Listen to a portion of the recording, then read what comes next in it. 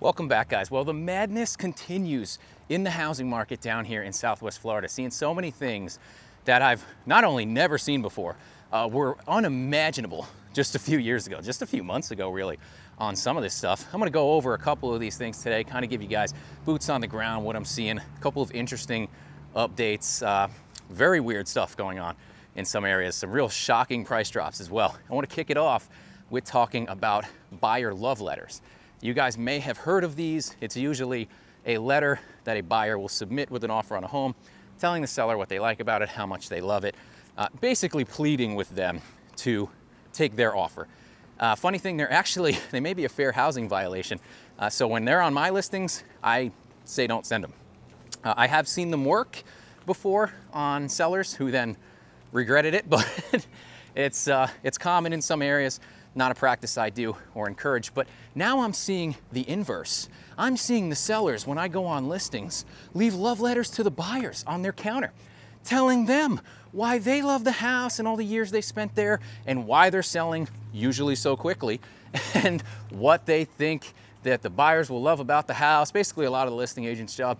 It's kind of crazy. I've found several of these showing homes this week. Some of these houses were purchased recently and up for resale, but one wasn't. And it really shocked me to come in and see this on the table. Like, I don't know. I don't know if it's good or it's bad. To me, I'm kind of like, oof, looks a little desperate, but if you guys have seen my other stuff, you know, a lot of the things, I consider a lot of things looking very desperate. It didn't seem to help the matter. No one really cared about it or read it. They either liked the house when they walked in or they didn't. But these are the things with the climate in the real estate market that I tell you is changing down here. That's unheard of. No, I don't even know, have you guys seen this anywhere else? I haven't in 10 years. Maybe it's common in your markets. Let me know in the comments. But it was never prominent here, and now it is. Another one that blew my mind recently is we had a new build community. These builds are between $700 to $1 million. Come out and take all their move-in specials. They had about 8 of them, and overnight drop every single one of them $200,000. Shot an email out to everyone, hey, we just dropped 200 grand. I was like, oh my God, like, what? Oh my God. So I sent it, obviously, to customers interested, and those were gone within hours. Those were gone within several hours. So, but if I had told you that would happen at a new build community, even move-in ready homes 2 years ago, nobody would have, a year ago, 6 months ago, nobody would have believed me. And I still don't believe it. And then what they followed it up with, I thought was, quite frankly, a little distasteful. Knowing that these sold out in a mere matter of hours, they started almost a FOMO campaign and started emailing, hey everybody, we're gonna have another list of quick move-ins tomorrow morning at 9. Get ready. All we need is a picture of a check to hold your property. And I was like, oh God, this again? Like, I mean, I get it. They sold all of them in a few hours, so there is the demand out there. But the second set of homes weren't as illustrious, and I don't think they moved as quick. But I was still like, ew, FOMO, gross. I haven't seen this in so long. Now here's the massive issue this creates, guys. My buyers who are considering building there just watched you clip $200,000 off your move-in ready homes. I know it's a move-in ready. I know it's not your specific build, your specific lot. You didn't get to customize it. So it is going to be cheaper. It's always going to be that way, and they will always be the best deals. But how does somebody who is under contract for one of those already, or perhaps is building one, how are they going to feel when they turn around and look at their neighbor who has ostensibly the same house and go, oh, I just lost $200,000 in equity in 8 hours. What? Like, that's a dangerous game. I've never seen stuff like this before again. It's happened, don't get me wrong, it happens nationwide, but to see it at that scale was mind-blowing. And some people might ask me, well, Ben, what do you do if something like that happens? What do you do if you're caught in this scenario? Say you were under contract for a move-in ready home and the builder did this, they dropped all the comparables. Well, you raise hell, that's what you do. And I actually had this happen to me. A customer, we were under contract for a move-in ready new build, and they got a pretty sweet deal. The builder had just dropped the price pretty substantially on this model, and they're offering some killer incentives. It was a 4.99 interest rate. You could get closing costs paid for. They would give you a move-in package, cover all the appliances, because generally this builder doesn't. So it was pretty sweet. So they took advantage of it. Now we're under contract, and the builder drops the price of that model all around the area. Luckily, the customer texted me. The customer saw it. You know, you guys, like I said, you guys are savvy. People stay on top of this stuff. All of a sudden, they're getting notifications on their Zillow watch. Hey, all the models I was looking at just went down X amount in price. What's this about? So they sent it to me. I looked at it and I said, oh my God, what is this about? Now I'm mad. I'm really mad because I don't know if it was an error. I was told later on it was an error. But even still, use your brain. You got houses under contract. You're gonna do this in the middle of sales? Like, I don't know, whatever. The point being, you know, the customer's looking at me like, what's the recourse? And honestly, contractually, there really is none, you know? But I said, hey, let's raise some hell. They're like, well, you know, we may have to deal with it. I get it. I said, well, no, let's go and shake some trees here and see what happens. So I eventually had to get escalated to corporate. And long story short, by rattling some bones, we did get a pretty substantial price drop on this new build they were on, which again, guys, would be unheard of years ago. Unheard of. But it never hurts to ask. It never hurts to ask, guys. There's no reason not to go back, and especially when something like this happens, you know. And most people would probably say, oh, it is what it is. That's the way the cookie crumbles. Well, maybe I'm too aggressive sometimes. I don't know. I've had buyers tell me I get a little nuts, and I told you guys, I'm a little nuts. I go after things that maybe don't need to be pursued, but I felt like that needed to be pursued. I was really mad. I was like, screw this, we'll blow this deal up. Hell no, you're not gonna pay over what they dropped them down to. That's insane. Like, I'm still mad about it, but they did the right thing. It all worked out. They got a really, really great deal. Probably the best price on this model.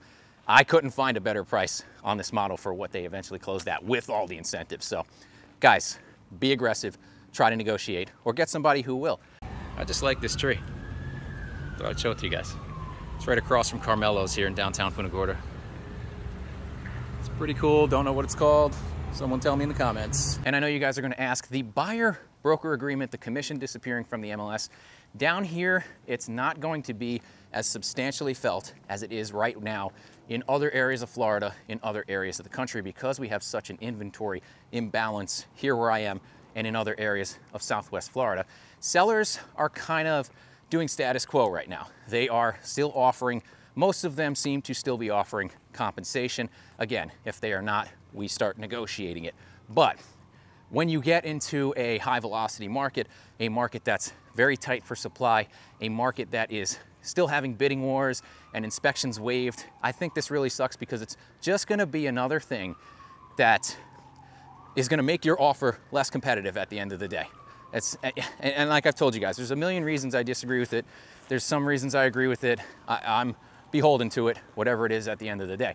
But if you're coming in and you have to throw over asking on a house in a competitive market and then also ask the seller to pay your agent's commission, that's tough, man. It's just like, I feel like it's just putting more barriers in the way. And down here, obviously, it's not going to be as drastic because we have so much inventory and there's so much less competition here currently. Continuing with the insanity is the insurance, guys. It goes up, it goes down, it's getting better, it's getting worse. It's just all over the map, any given month, any given quarter. A lot of people are focusing on the insurance crisis like it's only a condo problem, like it's only an HOA problem. It is very much a single family home problem, guys. And depending on the type of property you buy, the type of protection it offers, hurricane protection, obviously, type of roof that's on, the age of the roof, the age of the home, getting drastically different quotes, swinging all over the place. To give you an example of some of the crazy insurance things I'm seeing right now, guys, I have a buyer buying a home. It's about 30 years old. It does have a new roof, but it doesn't really have any hurricane protection. It has a pool. It's in an ex-flood zone. Not too far from the river, but nothing crazy. First quote he got on the house was $9,000 a year. And I was like, what? Well, that can't be right. Wait a second. That's got to be like go away price. Now, this will depend on your previous claims, credit, things like that, a lot of stuff. That's for insurance guys to answer, not for me. A lot of people will ask me, hey, what do you think the insurance will go for on this house? I can only give you a ballpark. Like, but I don't know enough about you to tell you. You know what I mean? That's not me. He got another quote, got it down to $5,000, but still pretty steep just for homeowners insurance. A new build I'm working on, built in 2024, to give you another example. They just got their homeowners insurance premium. House is built in 2024, has hurricane impact windows. I said, hey, if you don't mind me asking, what'd they hit you with on a premium for that. And they go, oh, it's gonna be about 8. And I went, oh, $8,000, why? And they said, oh, no, it's $800. I was like, oh, I was at a reverse heart attack. I said, wow, that's fabulous. Like, same thing, ex-flood zone, house is more built up, it's newer. Those are the drastic swings you can get, guys, which is why I tend to push new construction on this channel. As you guys can tell, I'm back down at Gilchrist Park today. They have finally taken down the hotel on the harbor. Used to be right there. And Hurricane Charlie's restaurant, I'll give you a walk by. It's really opened up the view, but you gotta wonder what they're gonna do with it.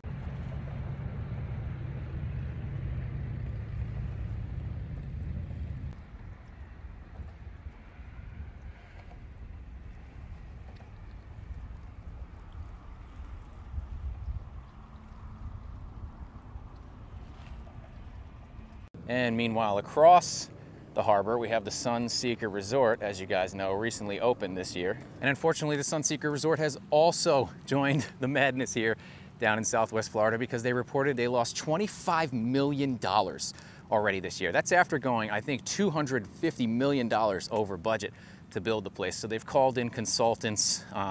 It's not looking good. I've had my doubts about that thing since they put it up, and you know, I hate to see it go under, but it's not looking good right now. We've just lost, as you saw, one of our major waterfront hotels, restaurant Hurricane Charlie's down there, and down the street we have Fisherman's Village, which is any given day in foreclosure or up for sale, but they won't tell you. You can make an offer.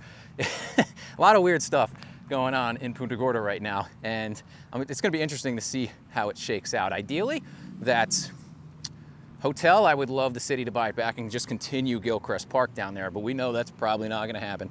It's probably going to be luxury condos, so we'll see. I haven't heard any plans yet, but it is down and they're going to do something with it. I have been showing a lot of houses lately, but I cannot believe I'm still going in to former Airbnbs. It looks like some people held out just as long as they could, but I showed, I think, 12 houses the other day, and 3 of them were Airbnbs. It's not as high as it used to be, but I was very, very surprised to still see these things out there in the wild. Some of the signs are obvious, you know, fully furnished, has a sign-in sheet. You can see it was decorated. No one lived there. One I walked in had a grand piano in the living room, kind of beat up. You could tell they got it at like a yard sale or something, but still, it was out of place with the rest of the decor in the house. None of it really matched, and you can kind of tell. So, gives you an indication of their motivation, but still seeing that down here. As you guys know, Airbnb stock's taking a big hit. Most people just absolutely sick and tired of dealing with their rules and their fees, and overall the poor condition of most of their properties right now. I was really surprised to see these guys. I had thought that most of the Airbnb hosts that were not making any money down here had been flushed out by now. They had actually already listed, but it shocked me to see that no, they're still hitting the market, which is making me wonder now how many people have held out in that section here to say, well, okay, let's give it a year or two and see if the market comes back, see if the rental demand resurges. I'm wondering, are we gonna see even more of these hit the market, more inventory from Airbnb than we already have? I know they've tried, and it could be it's delayed because, oh, maybe they tried to rent it out annually first for the year. Didn't work out either because the prices are way too high. And we are absolutely inundated with rental properties right now. As you guys know, I think over 1,700 we have in Charlotte County. 2-3 years ago, we had about 495. So it's just a massive increase, and they've still got more things to open up.